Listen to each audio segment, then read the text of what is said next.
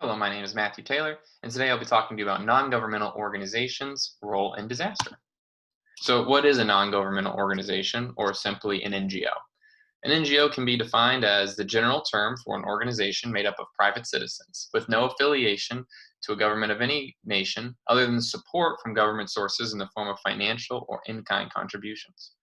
So, to put it simply, it's an organization without a connection to any government that works to achieve a specific social or political goal. Governments can, in fact, and many often do, contribute to NGOs financially, and that's fine. The NGO is still an NGO, but they cannot be a part of the administrative or day to day running and decision making of that organization. And so NGO is a very broad term that can really refer to any organization without government affiliation that is trying to achieve a particular goal.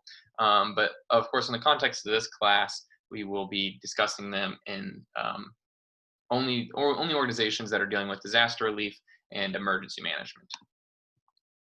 So, what are some examples of different types of NGOs?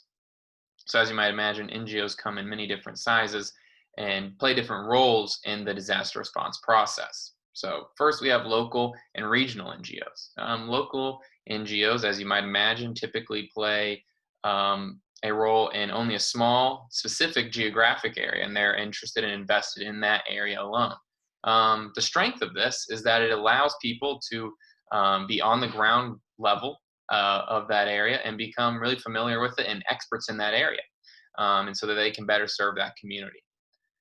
So, an example is the Oregon Community Foundation, which is a foundation that is helping the people of Oregon currently deal with the terrible wildfires that are happening out there at the moment. So, at the next level, there's national and international NGOs, which are much larger and are concerned about many more issues in many more areas. They typically have much larger names and appeals, and because of that, they have access to more resources from fundraising and donations and government connections. So you might think of like the American Red Cross or other large organizations like that. And the benefit of this is, of course, just having more resources so you can better serve the response. So, moving on, oftentimes national and international NGOs will have local branches in many different locations. So, for example, the International Rescue Committee, which is a NGO that helps refugees, operates a branch in Tallahassee, Florida.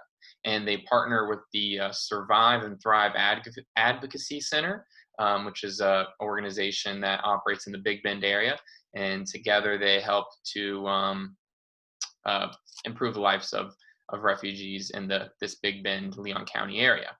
And so, like the reason for this, like why would such a large organization do this, is so they can have access to those people that are at the ground level and that are familiar with the area, and you could call them experts in that area.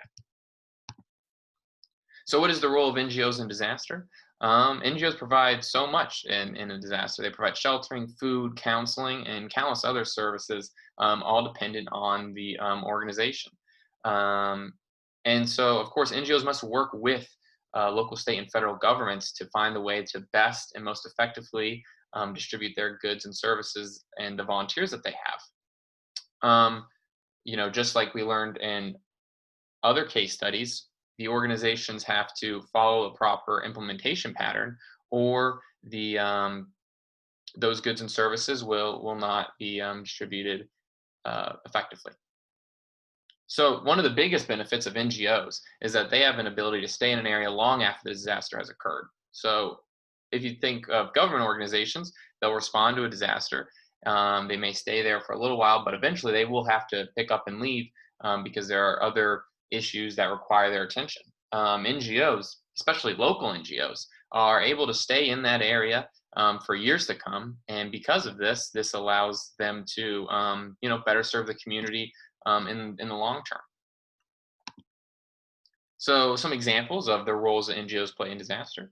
In Hurricane Katrina, the Center for Missing and Exploited Children helped to bring together 5,000 children that were separated from their parents during that disaster.